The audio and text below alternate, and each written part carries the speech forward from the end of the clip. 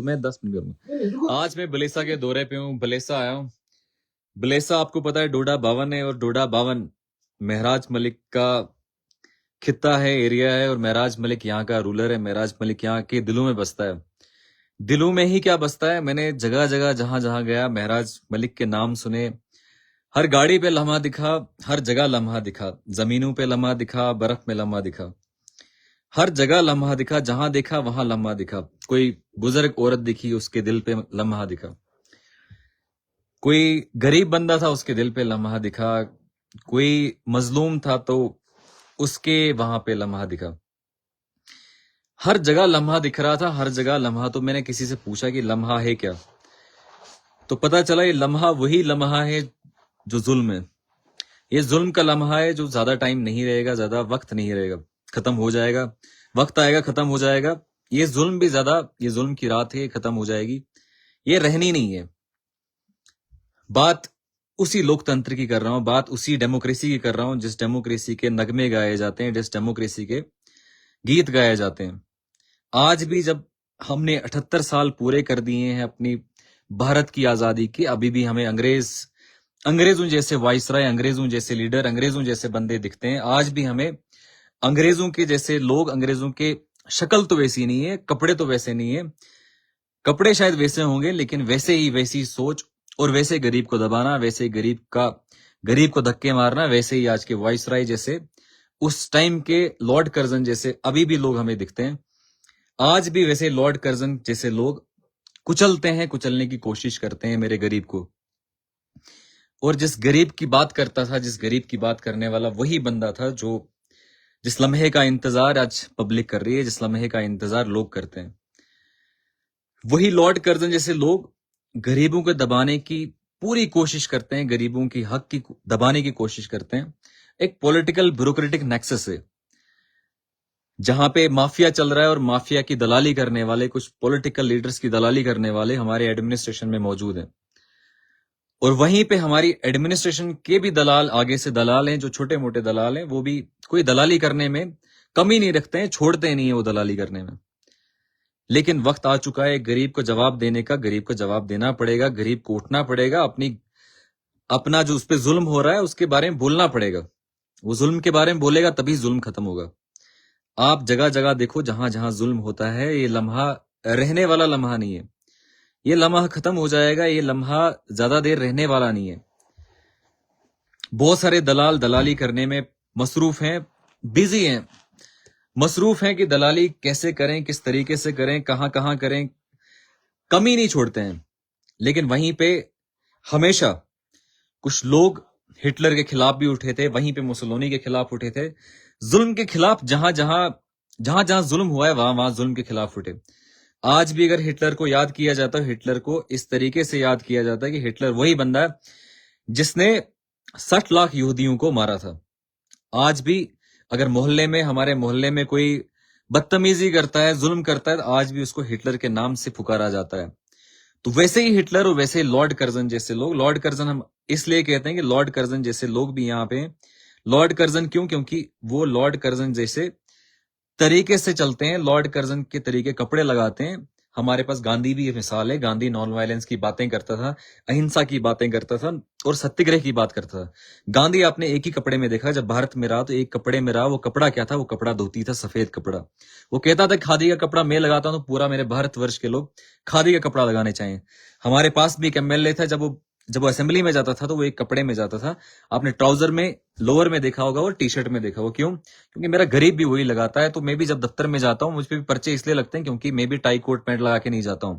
अगर मैं भी इनकी तरह लॉर्ड कर्जन बन के जाऊं तो मुझ पे भी शायद पर्चे न लगे, मुझ पे भी शायद पर्चे ये न लगाए। तो आप देखो किस तरीके से ये तंत्र मंत्र चल रहा है, किस तरीके से ये सिस्टम चल रहा है, किस तरीके से ये डेमोक्रेसी चल रही है। क्या ये सच में डेमोक्रेसी है, जिस डेमोक्रेसी में बात नहीं कर पाएंगे आप, सवाल नहीं पूछ पाएंगे, क्वेश्चन नहीं कर पाएंगे। आप अगर कहते हैं कि डीसी का काम एक पब्लिक सर्वेंट वाला काम है, और शायद एथिक्स, इंटेग्रिटी, एप्टीट्यूड, डीसी कोई भी डीसी हो, हाँ, डीसी को पढ़ाया जाता है ethics integrity aptitude. Ethics integrity aptitude में बताया जाता है कि you are a public servant, आप पब्लिक सर्वेंट हैं, आप लोगों के गुलाम है, लोगों का काम करने हैं आप, क्योंकि लोगों के जेबों से पैसा जाता है, आपको तनख्वाह मिलती है, लोगों के जेबों से पैसा जाता है, आपको सैलरी मिलती है, आपको गाड़ी मिलती है, आपको बलेसा में कोई प्रॉब्लम है, आपको कहीं गुंदना में प्रॉब्लम है, आपको कहीं किसी जगह प्रॉब्लम है, आपके एरिया में किसी भी डिस्ट्रिक्ट में कहीं जगह प्रॉब्लम है, आपको गाड़ी इसलिए दी गई कि आप उठ के जाइए और देखें क्या प्रॉब्लम है। लेकिन मुझे लगता है आम जनता, आम पब्लिक आज समझ चुकी है कि उसके हकूक क्या है और दबाए किसने और दबा कैसे रहे हैं। आज किस तरीके से हक की बात दबाई जाती है, किस तरीके से हक को दबाया जाता है, किस तरीके से गरीब को दबाया जाता है, गरीब की बात नहीं की जाती, गरीब को सुना नहीं जाता है। दफ्तर में जाते हैं तो गरीब के साथ जुल्म होता है, बाहर देखते हैं तो गरीब के साथ जुल्म होता है, उसकी अटेंडेंस शॉर्ट की जाती है, अटेंडेंस की शीटें बंद की जाती हैं, उसको डिमांड नहीं लगाई जाती है, उसको दबाया जाता है, उसका मटेरियल दबाया जाता है, उसका स्किल्ड दबाया जाता है, उसका अस्पताल में डॉक्टर नहीं आता है। जब डॉक्टर पे बात करने वाले वो कहते हैं कि डॉक्टर यहाँ पे नहीं आते हैं, आप किसी दिन एक दिन फंक्शन पे आ जाते हैं, पीछे आगे नहीं आते हैं, तो पर्चे की धमकी दी जाती है। आप ये कहते हैं कि मैं आज के बाद गरीब पे जुल्म होने नहीं दूंगा, तो पब्लिक सेफ्टी एक्ट लगाया जाता है। बहुत सारे लोगों ने कहा, आज तक हमने देखा, शेख अब्दुल्ला ने पब्लिक सेफ्टी एक्ट को लाया। शेख अब्दुल्ला ने पब्लिक सेफ्टी एक्ट को इसीलिए लाया अपनी पॉलिटिकल माइलेज को सेट करने के लिए। आपने देखा होगा कि कहता है कि टिम्बर स्मगलिंग हो रही है, टिम्बर स्मगलिंग के लिए हमें इसको खत्म करना है, और सबसे ज्यादा टिम्बर स्मगलिंग इन्होंने ही की है, नहीं पॉलिटिकल लीडर्स ने की है। और आप देखें कि पीएसए को लाया क्यों? भीम सिंह पहला बंदा था जिसपे शेख अब्दुल्ला ने पीएसए लगाया। बात उठी है तो बात उठे, बात करें। तो शेख अब्दुल्ला, हमारे पॉलिटिकल लीडर जितने मिले हमें डे फर्स्ट, जितने पॉलिटिकल लीडर प्लेबसाइट के नारे दिए गए, प्लेबसाइट के बाद अपना ईमान बेच के वो इंदिरा गांधी के साथ स्टेटहुड की बात की, स्टेट लाई यहाँ पे, तो हमें कोई दिक्कत नहीं है। हमारे पॉलिटिकल लीडर्स थे, हमारे पॉलिटिकल लीडर थे जो उनने यहाँ जम्मू कश्मीर के साथ किया, हमें हम उसको एक्सेप्ट नहीं करते। क्यों एक्सेप्ट नहीं करते? क्योंकि गरीब के साथ जुल्म किया गया, गरीब को दबाया गया। हमारे पास 370 था, हमारे पास 35 था, कभी भी हमें उसका फायदा नहीं, एक गरीब को कभी उसका फायदा नहीं मिला, गरीब को कोई फायदा नहीं मिला। आप मुझे बताओ, यहाँ पे 6 प्रोजेक्ट हमारे चनाब वैली में इस टाइम पे, हमारी जमीनें गई, ना कंपनसेशन मिला, हमें रात को सोते हैं तो भूचाल आते हैं, हमारे पुलडोडा पूरा डूब गया, हमारा द्राबशाला डूब गया, हमारे बहुत सारे एरिया, डूल का एरिया डूब गया। कितने एरिया डूब गए, डूबने के बाद कंपनसेशन नहीं है, डूबने के बाद हमारे बिजली का 1 मेगावाट नहीं है, हम इसका डूबने के बाद हम डूब गए, हमारे कंपनसेशन नहीं है, डूबने के बाद हमारा जो गरीब बंदा था कहता था कि नौकरी मिलेगी इस प्रोजेक्ट में, लेकिन नौकरी तक नहीं दी इन्होंने नौकरी अपने दलालों को दी, अपने माफिया चलाने वालों को दी। आप देखो प्रोजेक्ट में किसके पास ठेके हैं, प्रोजेक्ट में देखो किसके नाम पे वहां पे प्रोजेक्ट में बंदे लगते हैं, प्रोजेक्ट में किसके नाम पे ठेके चलते हैं, किसके नाम पे गाड़ियां चलती हैं, किसके नाम पे पूरा सिस्टम चलता है, आपको पता चलेगा किसके नाम पे चलता है। एक पॉलिटिकल पार्टी है, उस पॉलिटिकल पार्टी ने पूरा दबा के रखा है, पूरा सिस्टम को, पूरे पब्लिक को दबा के रखा है। लेकिन हम वही लोग हैं जिनने इस पार्टी को स्ट्रेंथ किया, जिसने इन लोगों को वोट किया, जो आज धर्म की राजनीति करते हैं, जो आज ये कहते हैं कि आज ये बोलते हैं कि गरीब को कैसे दबाएं, गरीब को किस तरीके से दबाया जाए, क्योंकि किसी अंबानी से पैसा नहीं लिया जाता है। कोई अंबानी होगा, कोई बिरला होगा, कोई टाटा वाला होगा, उससे पैसा नहीं लिया जाता, पैसा एक गरीब के जेब से जाता है। आपके सब्सिडी से पैसा लिया, आपको जो सब्सिडाइज पैसा होता है, आपकी उससे पैसा लिया जाता है। आपके लिए जो पैसा सरकार देती है वहां से पैसा लिया, प्रधानमंत्री आवास योजना आया, वहां से कमीशन होती है। आपके लिए जो सोशल सेक्टर स्कीम होती है, सेंट्रली स्पॉन्सर्ड स्कीम होती है या सेंट्रली सेक्टर्ड स्कीम होती है, वहां से पैसा लिया जाता है, गरीब के जेब से पैसा दबाया जाता है। अमीर के पास चार्टर्ड अकाउंटेंट है, अमीर के पास कंपनी सेक्रेटरी होते हैं, अमीर के जेब से पैसा नहीं जाता है। आप देखो सबसे बड़े ये डोनेशन के नाम पे भाजपा कहती है कि हम फंड लेते हैं डोनेशन के नाम पे, और डोनेशन के नाम पे आप देखेंगे सिर्फ कंपनी वाले इनको फंड करते हैं। मेगा कंपनी सबसे बड़ी कंपनी है जिसको जिन्होंने मोदी को फंड किया, जिन्होंने भाजपा को फंड किया। आज सारे ठेके मेगा को हैं, 6 लेन बन रही है दिल्ली अमृतसर कटरा, यहाँ पे प्रोजेक्ट है मेगा के पास है। हर एक चीज इन्हीं कंपनी वालों को देते हैं, जो डोनेशन इनको देता है। लेकिन एक गरीब बेचारा डोनेशन कहां से लाएगा? एक गरीब के पास सड़क नहीं है आज, एक गरीब के पास जल शक्ति के वादे किए 2022 में, हम हर घर नल से जल देंगे, ना उसमें जल आया ना नल आया, ना हमें नल दिखता है कहीं भी। आज अगर पीएचई वालों को बोलते हैं नल दे दो, बोलते हैं ठेकेदार को।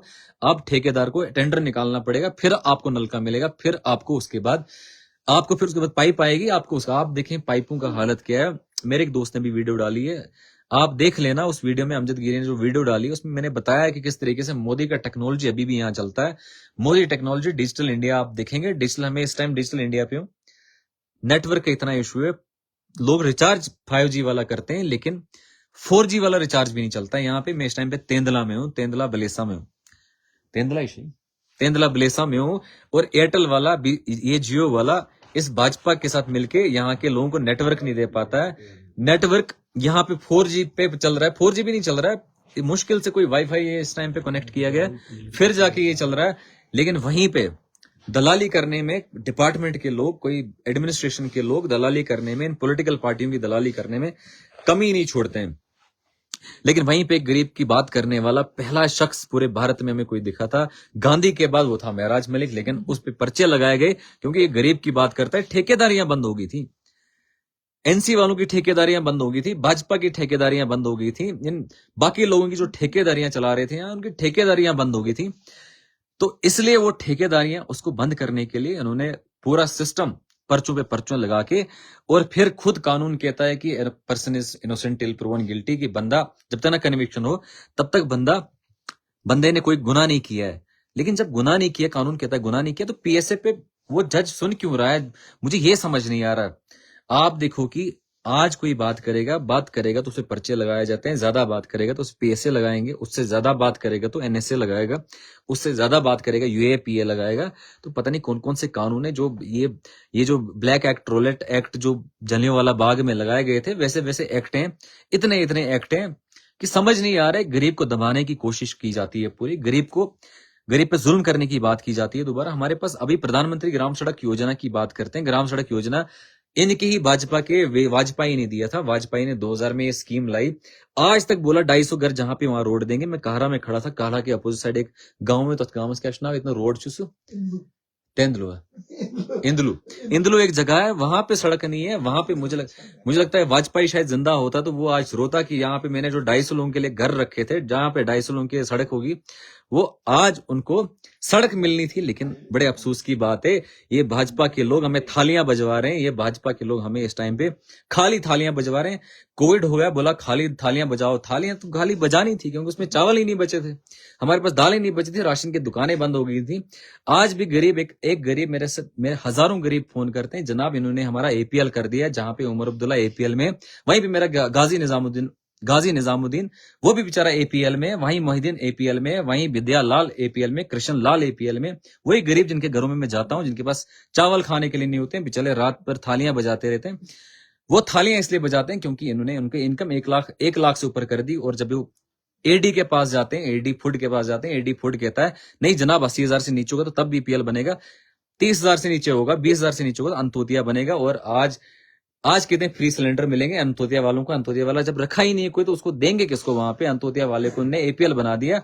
उमर अब्दुल्ला को पता है कि इस टाइम पे सबको एपीएल कर दिया है, तो इस टाइम पे उधर सिलेंडर देने किसको इन्होंने? लेकिन वहीं पे गरीब को बेवकूफ बनाया जाता है, गरीब का लीडर को अंदर डाला जाता है। कल जो गरीब की बात करता था उसको अंदर कर दिया, आज गरीब की जो बात करता है उसको दाड़े मारते हैं, उसको धमकियां बेचते हैं। लेकिन इनको बोलो आकिब शाह तुम्हारी धमकियों से डरता नहीं है, नहीं डरता इनकी धमकियों से, इनके पर्चों से नहीं डरता। अगर इनके पर्चों से डरता तो इनके दरवाजे के बाहर जाके मैं प्रोटेस्ट नहीं करता, इनके दरवाजे के बाहर में जाके संविधान की बात नहीं करता। ये संविधान के वायलेटर्स हैं, ये संविधान को वायलेट करते हैं, ये कानून को वायलेट करते हैं। आकिब शाह कानून को वायलेट नहीं करता है, इंसा तरीके से इनके दरवाजे पे जाता है, दरवाजे बंद कर देते हैं। जब कोई बात करता है, गरीब की बात करता है, तो ये बंद कर देते हैं। आपको पता है गरीब को किस तरीके से एक एडमिनिस्ट्रेटर दबा रहा है, किस तरीके से गरीब को जुल्म कर रहे हैं। आप देख लेना, आज मैं आपके सामने बोल रहा हूं, कल या परसों मुझे भी उठा के कोई पर्चा लगा के, फेक पर्चा लगा के ये बताएंगे जनाब इसको बंद कर दो। ये बोलता है भाजपा के खिलाफ बोलता है क्योंकि इनकी ठेकेदारियां बंद होंगी। पब्लिक को पता चल रहा है कि ठेकेदारियां बंद हो रही हैं, इनके ठेके बंद हो रहे हैं। आप मुझे खुद बताओ, एक एमएलए 2 एमएलए पूरा किश्तवाड़ के इतने प्रोजेक्ट को चला रहा है, कोई मेरिट नहीं है वहां पे, कोई प्रोटोकॉल नहीं है। कोई गरीब बंदा अंतोतिया लेके आया है तो उसको बेचारे को जॉब दे दो, उसको जॉब नहीं दे रहे हैं। कोई गरीब बंदा बेचारा आके बात करे, उसको गरीब को बात नहीं करने देते हैं, गरीब को दबाते हैं, गरीब को अंदर कर देते हैं। कितने लोगों को इन्होंने अंदर कर दिया विदाउट कोई एफआईआर लगाए, बंद कर देते हैं, पुलिस वालों की धमकियां देते हैं। लेकिन पुलिस वालों से डरना क्या यार? आकिब शाह पुलिस वालों से नहीं डरता है, आकिब शाह इन पुलिस से नहीं डरता है, आकिब शाह इनके इस तंत्र मंत्र से, इसके इस दबाने से नहीं डरता है। क्योंकि ये डेमोक्रेसी में रहता हूं। जिस दिन मोदी ऐलान कर देगा ये डिक्टेटरशिप है, अथॉरिटेरियन गवर्नमेंट है, जिस दिन वो ऐलान कर देगा कि ये फैसिस्ट गवर्नमेंट है, उस दिन आकिब शाह बंद कर देगा, उस दिन आकिब शाह बात नहीं करेगा। लेकिन जब तक ये डेमोक्रेसी के नारे पूरे विश्व गुरु बनने के बात करेगा या अच्छे दिन की बात करेगा, तब तक आकिब शाह बोलेगा। और वो कोई भी हो बोलेगा, आकिब शाह बोलेगा, उस बोलने में डरेगा नहीं। अच्छे दिन के वादे किए जाते हैं, हमारे पास पाइपें नहीं है। जो गरीबों ने जल शक्ति में काम किया उसमें इतने बड़े स्कैम है। जिन गरीबों ने उस पाइपों में बात किया उन बेचारों को पैसे नहीं आते हैं। अभी मुझे 10-15 कॉल आई, जल शक्ति के मजदूर फोन करते हैं। जब मेट को बोलता हूँ, मेट कहता है जनाब ठेकेदार पैसा नहीं देता। ठेकेदार को फोन करता हूँ, ठेकेदार कहते हैं सरकार पैसा नहीं देता। सरकार से पूछते हैं, एडमिनिस्ट्रेशन पूछते हैं, वो कहता है मोदी पैसे नहीं भेज रहा है। तो आप खुद ही बताओ अब चोर कौन है और चोर को चोर बोलने में प्रॉब्लम क्या है। एक गरीब बेचारा सफर कर रहा है, उसने मजदूरी की थी, 1 साल मजदूरी करने के बाद उसका बाप का कैंसर का इलाज करवाना था, उसको अपनी बेटी का इलाज करवाना था, उसको बेटी का शादी करना था। वो बेचारा इस टाइम मर रहा है। इस टाइम पे उसको बेचारे को कोई पूछ नहीं रहा है। लेकिन वहीं पे उसकी चप्पल कट गई, उसके चप्पल कट गए डीसी के दरवाजे पे जाते जाते। वो बेचारा फुटपाथ पे सोता है, बोलता है प्रधानमंत्री ग्राम सड़क योजना में तुमने मेरी जमीन ली थी, आज तक कंपनसेशन तुमने नहीं दिया। आपने जमीनें मेरी हड़प ली हैं, आज तक कंपनसेशन नहीं दिया।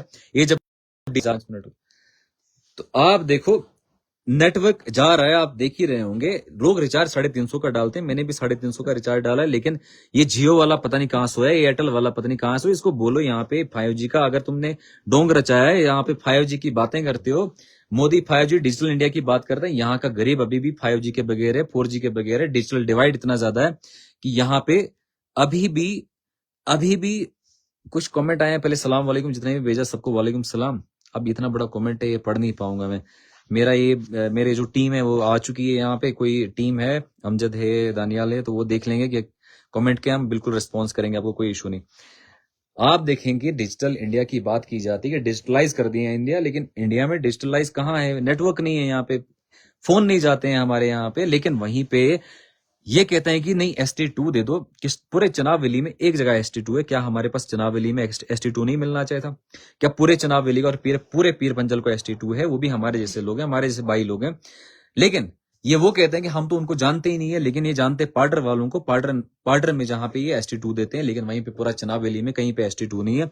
हमारे चुनाव वैली में RBA होता था। ये लीडर देखना, ये कैसे दलाली करते हैं, ये कैसे माफिया चला रहे हैं। इनको लोगों के साथ कुछ नहीं है, लोगों की टेंशन नहीं है इनको।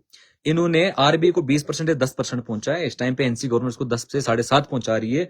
वही लोग जो NC में रहते हैं, NC वाले हैं, वो कहते हैं कि हमारा इस टाइम पे खतरे में है। यार उमर अब्दुल्ला को बोलो, तुम भी तो NC में हो, उसको बोलो ये मत कर ले, 7.5 मत पहुंचा दे, इसको 10 से 20 पहुंचा दे। लेकिन वो बात नहीं करेंगे, रिजर्वेशन की बात नहीं होगी, एक गरीब की बात नहीं होगी। यहाँ चुनाव वैली में लोग मरते हैं, चुनाव वैली में लोगों के पास सड़कें नहीं है, चुनाव वैली पे लोगों के पास नलके नहीं है, चुनाव वैली में पानी पीने के लिए नहीं है। लेकिन वहीं पे उस पे इतना बिल आ चुका होगा कि आप सोच नहीं सकते हैं। आप वहीं पे देखो, आप यहीं पे देखो, बिजली के मीटर के वादे किए गए कि मीटर गांव गांव में नहीं लगेगा।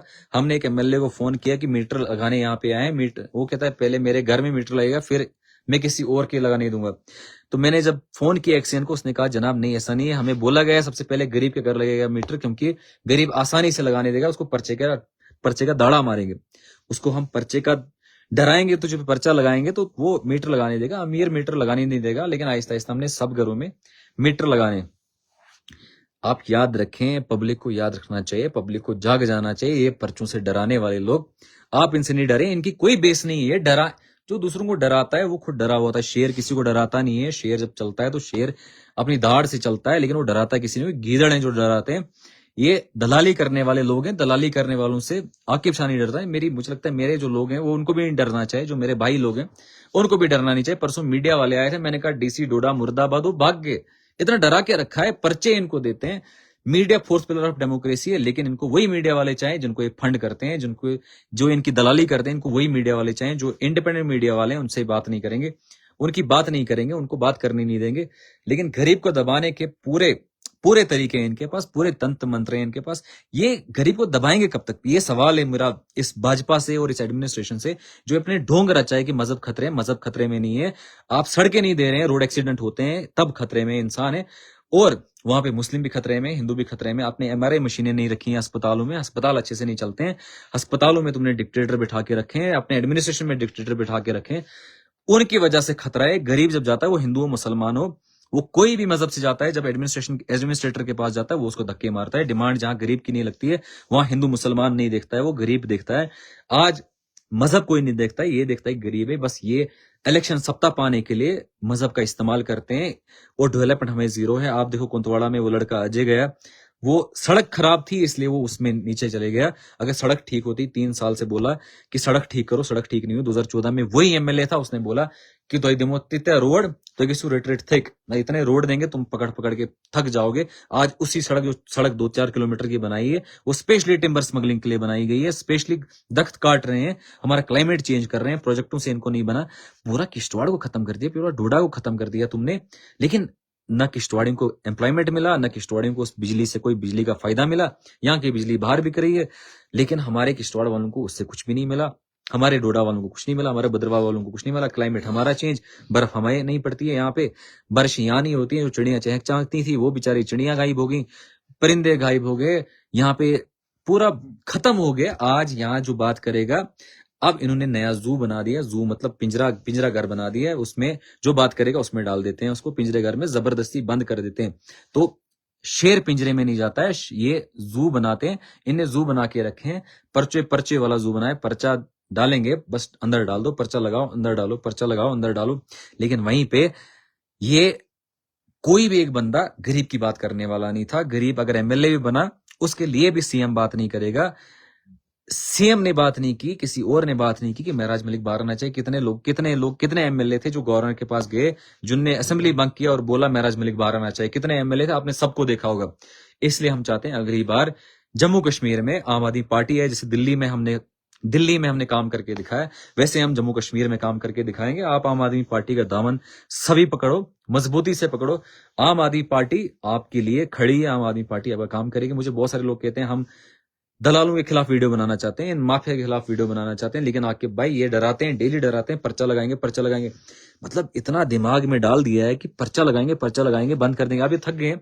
परसों पोस्ट ऑफिस वाला कह रहा था कि मैं पर्चा लगाऊंगा, तो उसको मैंने बोला और उसके साथ वीडियो बंद कर दी मेरे दोस्त ने, तो उसकी और उसके साहब को मैंने कहा, ये आकिब शाह को पर्चों की धमकी नहीं देना, पर्चों की धमकी किसी और को देना। पर्चे बहुत लेके आया आकिब शाह, पर्चों से नहीं डरता है, ये तारीखें देने के लिए नहीं डरता है। आप ये झूठे पर्चे लगाते हैं, गरीब को तुमने पैसा 2-3 साल से पैसा खा रहे हो, उसे गरीब का पैसा खा रहे हो, आप उसका इंटरेस्ट नहीं दोगे। 3 साल से पासबुक नहीं दिया आपने उस गरीब को, और वो भी हिंदू था। क्या वो हिंदू खतरे में नहीं है? अब वो मजहब से खतरे, मजहब की वजह से खतरे में, या इन भाजपा वालों के वजह से इन खतरे में कि उन वैसे लोग बिठाए जिनको अकाउंटेबिलिटी नहीं है, ट्रांसपेरेंसी नहीं, पूछा नहीं जाता है। क्यों नहीं सस्पेंड है कि भाजपा वाले करेंगे? ये हिंदू खतरे में, उसका बेचारे उस बच्चे का इलाज करवाना है, उसको पैसा नहीं दिया जा रहा है, इस टाइम पे वो हिंदू खतरे में। अजय की जान चली गई है, वो कुंतवाड़ा का है, जिनको असेंबली में देशभक्त कहा गया, जिनको अंदर जाके बोला गया कि असेंबली में जाके बोला कि नहीं ये तो यहाँ के देश के लोग हैं, ये तो यहाँ पे पता नहीं क्या क्या नाम बोले गए। अब तो हमें हिंदी ज्यादा आती नहीं है, हमें तो बस विश्व गुरु सुना है, विश्व गुरु बस। यहाँ से पैसा जितना जमा होता है, मोदी अपना ट्रिप लेने के लिए बाहर चले जाता है, उसी टैक्स से जो आम पब्लिक का टैक्स है। लेकिन वहीं पे एक आम आदमी बेचारा सफर कर रहा है। हमारा इंटरनल रिलेशन हो, दोनों में आम आदमी जो बेचारा अंडा 2 रुपए का मिलता था, आज 12 रुपए का अंडा है। आज प्रोटीन नहीं मिल रहा है बंदे को पूरा। जब वो अस्पताल जाता है उसको बोलते हैं तेरा प्रोटीन खत्म हो चुका है, तेरे पास ब्लड खत्म हो चुका है, आयरन की कमी है। वो बेचारा खाएगा क्या जब इतना महंगाई ज्यादा है? और वहीं पे जहां भारत पे 8% की अनएम्प्लॉयमेंट है, हमारे जम्मू कश्मीर में 33% अनएम्प्लॉयमेंट है। वहीं अगर हमारे चनाब वैली में देखोगे, मुझे लगता है 100% का अनएम्प्लॉयमेंट है। कोई बेचारा बच्चा मुलाजम नहीं लगता है यहाँ से, क्योंकि ना उसके पास रिजर्वेशन है, ना उसके पास बेचारे के पास कुछ है। और अगर वो बोलेगा मेरे पास रिजर्वेशन नहीं है, मेरे पास अनएम्प्लॉयमेंट है, मुझे किसी कंपनी में लगाओ, उसको रात को उठा के पुलिस वालों से उठवा के अंदर कर देते हैं। यहाँ ज्यादा बोलेगा तो उसको पीएस से उठा के बंद कर देंगे। यहाँ उसका एमएलए बोलेगा, गरीब की बात करेगा, उसको बंद। इसका मतलब ये एंटी पुअर गवर्नमेंट है, ये गरीबों के खिलाफ की सरकार है, ये गरीबों के खिलाफ बोलने वाली सरकार है। तो आप लोग इस चीज को समझ चुके हैं। आपको अब पब्लिक को बेवकूफ नहीं बनाते हैं, ये जनता है, ये सब जानती है। जनता को ये फिल्म में डायलॉग जो होते हैं, सच्चे डायलॉग होते हैं, ये जनता ये सब जानती है। जनता को बेवकूफ नहीं बनाया। मैं बलेसा में अभी हूं, बलेसा अंदर जब एंटर किया था तो उन्होंने कहा कि हमें मेराज भाई की याद आ रही है आज, कि आपसे मेराज भाई का लगता है कि यार थोड़ा अच्छा लगता है आपको देख के, बहुत सारे लोगों ने कहा। तो लेकिन मेराज भाई वो तो समंदर है, आकिब शाह एक बूंद है। जुम्मा बोलते हैं 7 दिन, हमारी कहावत है जुम्मा 7 दिन। मतलब मुझे 1-2 महीने हुए यहाँ पे। मैं पॉलिटिशियन नहीं हूं, मैं बस पॉलिटिकली एजुकेट करना चाहता हूँ पब्लिक को। अगर कोई अगर कोई डीसी है वो पब्लिक सर्वेंट है, कमिश्नर सेक्रेटरी है वो भी पब्लिक सर्वेंट है, अगर वो चीफ सेक्रेटरी पब्लिक सर्वेंट है, मोदी है तो वो भी पब्लिक सर्वेंट है। उसको काम करना है, वो रिस्पॉन्सिबल है पब्लिक का, उसको पब्लिक को बोलना है, उसको पब्लिक का रिस्पॉन्सिबिलिटी है। अगर ये झूठे वादे करते हैं तो आकिब शाह बोलेगा ये झूठे वादे करते हैं। इनने बोला 2 करोड़ की नौकरियां सेंटर में देंगे, कहाँ है 2 करोड़ की नौकरियां? इनने कहा 2 लाख की नौकरी देंगे, 370 हट जाएगा, डेवलपमेंट विकास ही विकास होगा। अब विकास आएगा, लेकिन 9 महीने में बच्चा भी पैदा होता है, लेकिन इनका विकास आज तक पैदा नहीं हुआ। बड़ी बदकिस्मती की बात है, लेकिन फिर भी इनके कुछ बदबख्त वो आज भी इनके पीछे घूमते हैं, आज भी ये इनके पीछे दलाली करते हैं। लेकिन ये दलालों को समझना चाहिए कि जब एक आम आदमी जाग जाएगा, जिस दिन गरीब आदमी जाग जाएगा, वो अपने हक की बात करेगा, उस टाइम आपको रोने धोने पड़ेंगे। और एक गरीब आदमी को जागना ही पड़ेगा, एक गरीब आदमी को बोलना पड़ेगा, अपने हक की बात करनी पड़ेगी, तब जाके